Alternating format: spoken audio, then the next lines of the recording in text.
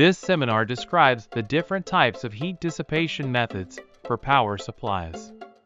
There are 4 types of heat dissipation methods for power supplies: natural air cooling, forced air cooling/ventilation, chassis heat dissipation, and conduction heat dissipation using a water-cooled plate. First, let's talk about natural air cooling. Natural air cooling is a method of dissipating heat by natural convection caused by rising airflow from the heat generated by the power supply. The advantage is that there is no need to consider heat dissipation design. The downside is that the surroundings may become hot when installed in a narrow space. Next, we will discuss forced air cooling/ventilation. Kozol considers forced air cooling to be a method that uses a fan to cool the heat-generating components inside the power supply. Forced ventilation uses a fan separate from the power supply to cool the heat-generating components of the power supply.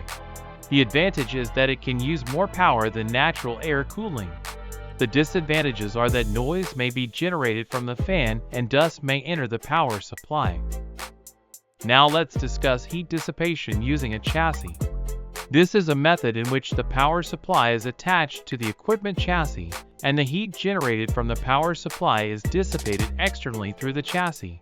Power supplies that can dissipate heat from the chassis are those that have a plate for heat dissipation.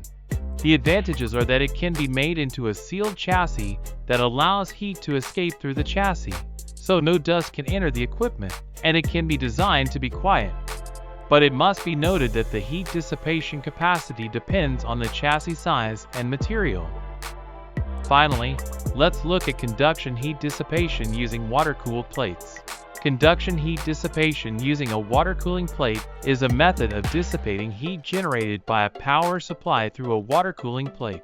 Cooling water is circulated through the water cooling plate to dissipate heat. The cooling water that absorbs the heat from the power supply is cooled in a heat exchanger and used again to cool the power supply. Power supplies that are capable of conduction heat dissipation are those that have a plate for heat dissipation. The advantages are the ability to handle high power and its quiet design, but it must be noted that the heat dissipation capacity depends on the temperature and flow rate of the cooling water. The following are examples of heat dissipation methods selected for different applications. Cooling methods vary depending on the power band used.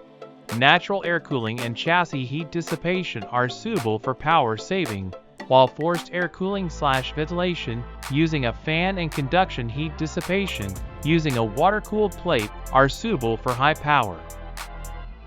The heat dissipation method may be selected based on the operating environment of the power supply. Natural air cooling, chassis heat dissipation, and conduction heat dissipation using water-cooled plates are suitable for environments requiring quiet operation. Chassis heat dissipation is suitable for dusty environments. For environments where power density is required, conduction heat dissipation using forced ventilation or water-cooled plates is recommended. Check the cooling method of the power supply to be used. Output derating is an important consideration when selecting a heat dissipation method. The output derating will indicate what percentage of the load factor can be output at the temperature of the reference location where the power supply is operated. For example, in the case of TUNS 1200 F12, when the aluminum baseplate temperature is 100 degrees Celsius, a load factor of up to 60% can be used, and when the temperature is 80 degrees Celsius, up to 100%. Do not exceed this output derating. Continued use in excess of this limit may cause the power supply to malfunction. Output derating is different for each power supply. Please check our catalog for the power supply to be used. Thank you for watching.